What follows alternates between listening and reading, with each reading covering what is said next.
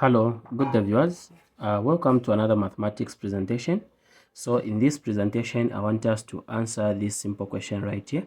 So the question reads, the roots of the equation 3x squared minus 8x plus 2 is equal to 0 are alpha and beta. Find the value of 1 over alpha squared plus 1 over beta squared. Alright, so how can we find the value of this? So to find the value of this, we need first to take note of this quadratic equation that we have.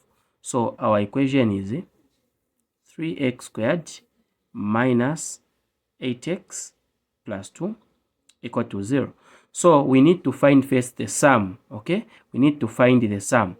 So first of all, we need to identify the coefficient of x squared and x.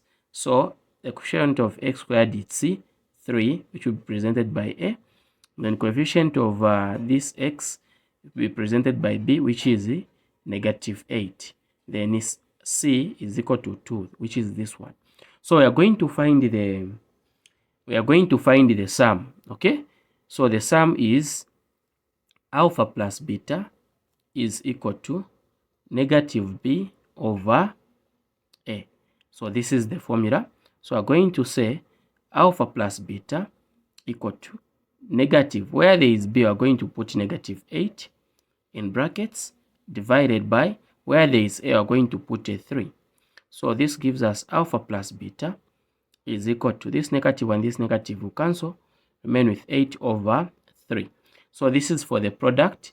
Now we need to find the sum, which is alpha beta equal to C over A. So here we're just going to substitute, where there is a C, we'll put a 2. Where there is A, we'll put a what? A 3. So we're going to have 2 over 3. So this one is for the product, which is alpha beta. Now, from what we have here, for this one, so what are we going to do? Remember, we need to make sure that in this, when we express it as a single fraction, we must have the sum and the product. So what we are going to do is, we are going to draw a line like this. Then we look for the common denominator. We have alpha squared, beta squared. So we take both of them as our common denominator, alpha squared, beta squared. Then from here, we need to start dividing this alpha squared into alpha squared, beta squared. This and this will cancel, remain with beta squared times 1. Okay, so beta squared times 1 will get beta squared plus beta squared into alpha squared, beta squared. Beta squared and beta squared will cancel, remain with alpha squared. Okay, you remain with alpha squared. So this is what you are going to have. Now, again, when you check here, we don't have the sum and we don't have the product. So for beta squared plus alpha beta, for this one, there is an identity for this. Okay, there is an identity for this, which is in brackets, we have alpha plus beta, okay, close bracket, squared minus 2 alpha beta. So this is the identity for beta squared plus alpha squared. So if you don't know how we are driving these identities for such, you need to watch lesson 1 of the video that I posted. Okay, over then alpha squared, beta squared. This one we can just write it like this, alpha beta in brackets, then we square, because both of them are squared, so the square is common. I'll put it outside. So you can now see we have alpha plus beta, which is the sum, and we have alpha beta, which is the product. So from here, we just need to substitute. So where there is alpha beta, we are going to put the sum, which is this one that we found, 8 over 3.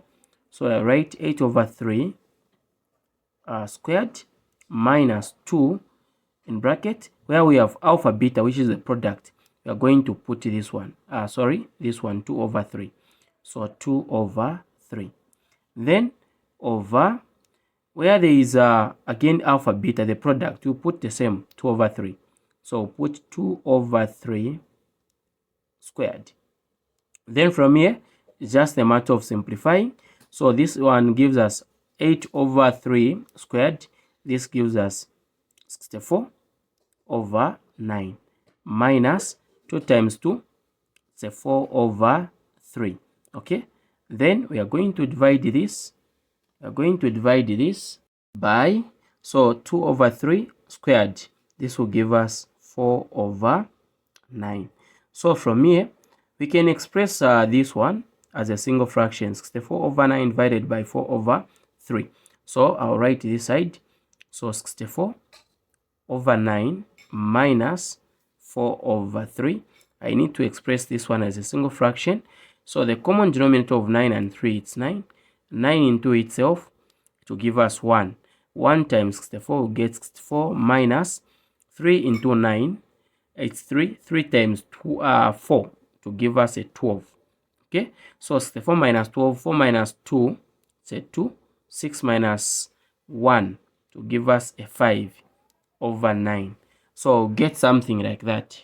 Right, so from here, what we are going to do is, we are going to write now like this. We write this one because we have expressed the 4 over 9 minus 4 over 3 as a single fraction. It will be like this one.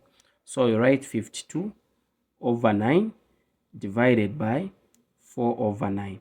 So I've written this one like this using this division right here. So from here, what are we going to do? Okay, so what we are going to do is we write 52 over 9 times, so we change, we flip, we are going to have 9 over 4.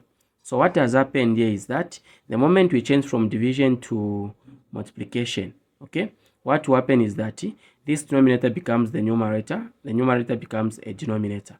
So from here, we can try to check, we can cancel 9 here 1, 9 here 1, so that we reduce the numbers.